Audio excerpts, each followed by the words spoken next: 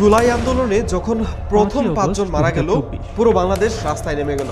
ঢাকা শেষমেশ শেখ হাসিনার মতো একটা সরকার পড়ে গেল।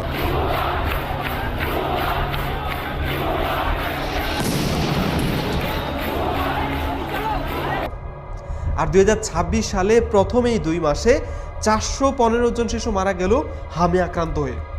দেশে গত 24 ঘন্টায় হাম ও এর উপসর্গ নিয়ে আরও 9 শিশুর মৃত্যু হয়েছে। স্বাস্থ্য অধিদপ্তরের সংবাদ বিজ্ঞপ্তিতে এই তথ্য জানানো হয়। সোমবার সকাল 8টা থেকে আজ সকাল 8টা পর্যন্ত 24 ঘন্টায় হামে আক্রান্ত হয়ে একজন ও সন্দেহজনক হাম উপসর্গে আরও 8 জনের মৃত্যু হয়।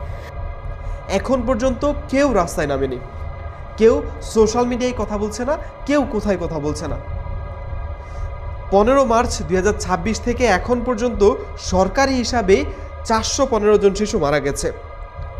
প্রায় 47,000-এর বেশি সাসপেক্টেড কেস 64 জেলার মধ্যে 58টিতেই ছড়িয়ে পড়েছে হাম।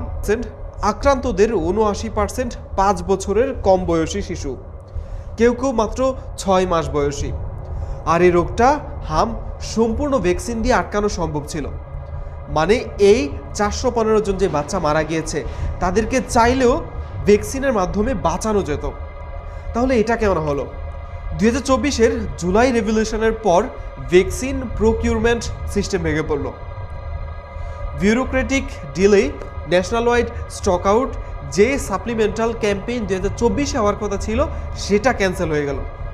ফলে প্রায় 2 কোটি শিশু ভালনারেবল হয়ে পড়ল। আর এখন সরকার বলছে তদন্ত করা হবে, কার গাফিলতি ছিল তা দেখা হবে।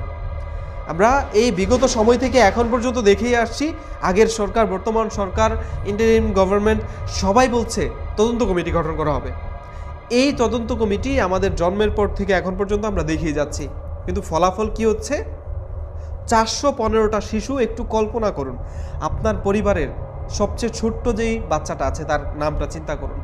আপনি চিন্তা করুন সে হামে আক্রান্ত হয়ে মারা গেছে। এটা কি মেনে নেওয়া যায়? এটা মানে স্পষ্ট গাফিলতির কারণে এই জিনিসগুলো হচ্ছে। আমি একটাই প্রশ্ন করতে চাই, জুলাই আন্দোলনে 5 জন মারা গেল আর পুরো দেশ জেগে উঠল, আর হামে 415 জন শিশু মারা গেল যারা খুবই কোমলমতি, কিছুই বুঝে না দিন দুনিয়ার।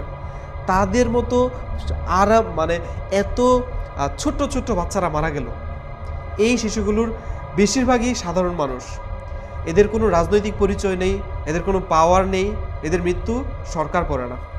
এরা মারা গেছে, সরকার পড়ারও কোনো কথা নেই, কেউ রাগ করছে না, কোনো কিছুই না। কিন্তু এটাই সবচেয়ে বিপজ্জনক, যে সিস্টেম সাধারণ মানুষ দিয়ে তৈরি, সেই সিস্টেমে সাধারণ কেউ মরলে কেউ প্রশ্ন তোলে না। এই সিস্টেমটা বারবার একই রকমের কাজ করে।